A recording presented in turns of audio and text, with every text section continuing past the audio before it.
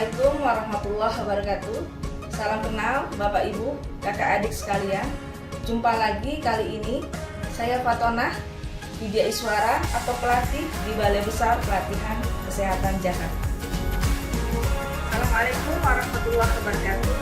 Apa kabar Bapak Ibu sekalian? Sebagai calon petugas tenaga kesehatan haji Indonesia atau TKHI, kita sampai kepada materi inti 1, yaitu etika petugas kesehatan haji.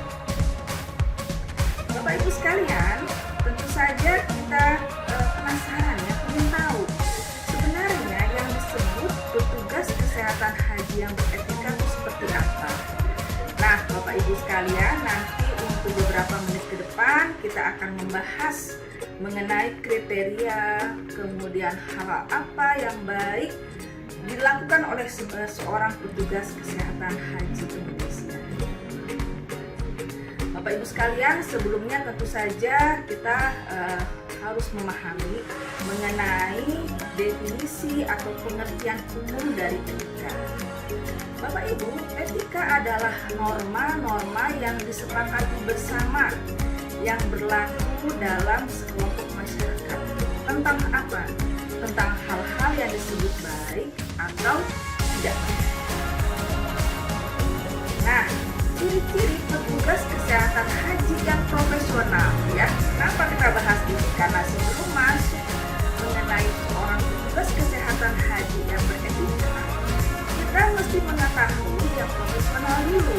Karena ada 5 kriteria seorang petugas kesehatan haji yang profesional. Yang pertama, memiliki pengetahuan sikap keterampilan. Yang kedua, memiliki etika sebagai standar moral. Yang ketiga, tanggung jawab dan integritas. Yang keempat, memiliki jiwa pengabdian dan kemampuan mengambil keputusan. Kenapa? Karena dalam kegiatan sebagai seorang TKHI kita akan mengalami situasi yang dinamis dan permasalahan-permasalahan yang banyak yang menuntut kita memiliki kemampuan mengambil keputusan yang baik. Dan yang kelima, mampu membuat perencanaan kerja yang baik. Bapak Ibu sekalian, etika profesi. Nah, kita belajar dulu tentang etika profesi karena sebagai seorang TKHI kita mesti mengkaitkan dengan profesi kita sebagai seorang tenaga kesehatan.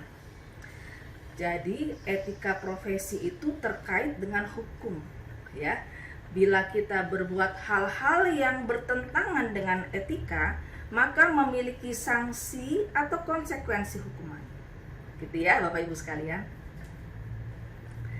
Nah, Bapak Ibu sekalian, tentunya kita mesti memahami mengenai peraturan perundangan yang mendasari kita bertugas. Ya, ada peraturan Menteri Kesehatan nomor 3 tahun 2018 tentang pedoman rekrutmen TKHI. Ya, di sana berbunyi, setiap PPIH atau petugas penyelenggara ibadah haji, ya, memiliki kewajiban. Yang pertama, menjaga nama baik pribadi, institusi, dan memiliki kompetensi dan pengalaman. Yang kedua, memiliki dedikasi yang tinggi dan bertanggung jawab. Yang ketiga, ini dalam sekali ya, artinya memiliki perilaku yang mulia, akhlakul karimah. Dan yang berikutnya, memiliki integritas dan mental yang baik. Ya. Karena kenapa? Karena di sana memiliki stresor yang tinggi, sehingga mental kita juga harus baik. Kemudian dukungan fisik yang prima. Ya, tentu saja nantinya kita mampu melaksanakan tugas dengan sebaik-baiknya ya. Itu semua dalam rangka 3 hal: pelayanan, pembinaan, perlindungan kesehatan kepada jemaah haji. Ya. Bapak Ibu sekalian, ada prinsip-prinsip dasar etika. Ya.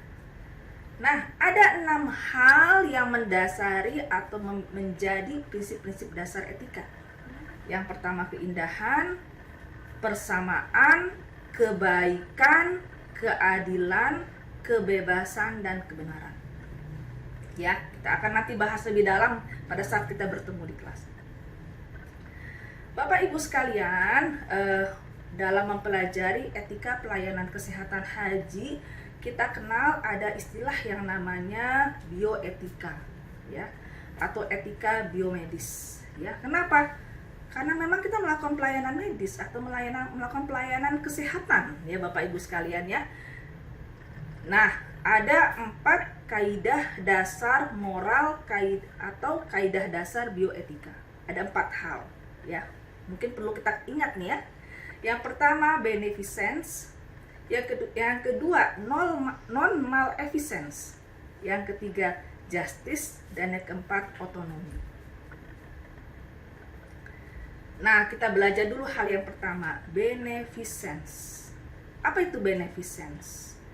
Beneficence, kalau kita ambil suatu kesimpulannya bahwa semua tindakan yang kita lakukan berdasarkan atau bertujuan untuk kebaikan klien kita, kebaikan jamaah haji kita. Nah, yang kedua adalah non maleficence, ya. Artinya jangan sampai kita menolong malah menyebabkan suatu kerusakan atau kerugian terhadap pasien. Ya, apa saja ya? Kita menolong saat gawat darurat juga salah satu masuk dalam prinsip non maleficence. Kemudian first do no harm. Jangan sampai kita melakukan sesuatu tindakan malah tambah memperburuk keadaan pasien. Gitu ya. Baik Bapak Ibu sekalian, kita masuk ke prinsip yang ketiga, justice. Ya, sudah ketahuan ya kata-katanya. Justice atau keadilan. Keadilan adalah suatu perlakuan universal di mana kita tidak memandang perbedaan dalam mengambil keputusan. Kita menghargai hak sehat pasien. Gitu ya. Kalau nanti ada pembagian, maka kita sebagai petugas kesehatan kita ambil porsi yang terakhir, gitu ya. Kemudian yang tentu saja justice ini menghargai hak hukum dari pasien. Baiklah Bapak Ibu sekalian, kita sampai pada prinsip otonomi. Prinsip otonomi artinya kita menghargai martabat pasien. Pasien memiliki hak juga loh, ya, sehingga harus ditanya pendapatnya, gitu ya. Kalau memang sadar atau ada keluarganya, maka kita harus memberikan informed consent dahulu, ya. Kita menjaga kerahasiaan pasien, menjaga privasi pasien, seperti itu. Nah, Bapak Ibu sekalian, kita akan masuk pada pokok bahasan yang kedua dari materi etika pelayanan kesehatan haji. Tapi sebelumnya kita akan membahas dulu hal-hal apa saja yang terdapat pada Peraturan Menteri Kesehatan Nomor 3 Tahun 2018. Ini perlu dicamkan dan perlu kita pelajari. Yang pertama, menjaga nama baik pribadi, institusi, bangsa dan negara. Yang kedua mentaati ketentuan peraturan perundang-undangan. Jadi nanti sebelum kita bertugas kita mesti memahami dulu aturan perundang-undangannya. Kemudian yang ketiga, melaksanakan tugas dan kewenangan sesuai dengan kontrak kerja. Ya. Yang keempat, berperan aktif dalam pembinaan kesehatan kepada jemaah haji. Ada banyak nih. Yang kelima, kita wajib menyimpan rahasia pekerjaan. Yang keenam, melaksanakan masa kerja yang sudah ditetapkan. Memakai pakaian seragam. Nah, ya, jadi jika nanti kalau beraktivitas di tanah suci nanti sebagai petugas kesehatan haji, pakailah seragam Anda. Kemudian membayar pajak, tentu saja nanti ada pajaknya ya, kemudian kalau sudah disediakan tempat tinggal yang ditentukan dan siap bekerja 24 jam. Karena sebagai seorang petugas TKHI tidak boleh kita menetapkan waktu pelayanan. Ya. Kemudian yang berikutnya, kita akan siap ditempatkan di semua daerah kerja, ya, memiliki JKN ya Bapak Ibu sekalian ya. Dan yang berikutnya, kita nanti mungkin akan diserahkan atau diberi tugas yang lain, dan itu jangan sampai kita tolak ya Bapak Ibu ya. Kita tahu itu semua untuk kelancaran pelayanan kesehatan kepada para jemaah haji. Dan kalian, hal-hal yang dilarang adalah yang pertama, melanggar norma dan susila. Ya. Yang kedua, meninggalkan tempat tugas, ya. Apapun yang terjadi, kalau memang belum selesai tugas kita, maka jangan kita tinggalkan tugas kita. Kemudian yang berikutnya nih, membawa anggota keluarga. Ya, kenapa nggak boleh? Karena kalau kita bawa anggota keluarga nanti perhatian kita terpecah kan, gitu ya. Kemudian melakukan kegiatan komersial atau berdagang dan sebagainya, sebaiknya tidak ya Bapak Ibu sekalian ya. Oke, baik Bapak Ibu sekalian, demikianlah hal-hal yang kita sampaikan. Tentu saja Bapak Ibu kita mesti menyadari bahwa sebagai seorang petugas TKHI kita memiliki atau wajib melaksanakan etika. Yang pertama, etika kepada Allah. Karena bila ditugaskan sebagai petugas TKHI, maka kita sudah diberi, dan jangan sia-siakan amanah tersebut. Ya.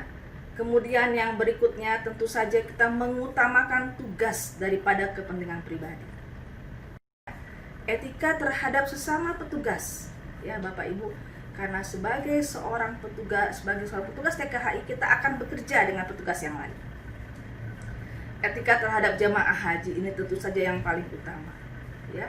Dan perlu kita ketahui bahwa beretika yang baik sebagai petugas kesehatan haji adalah ibadah.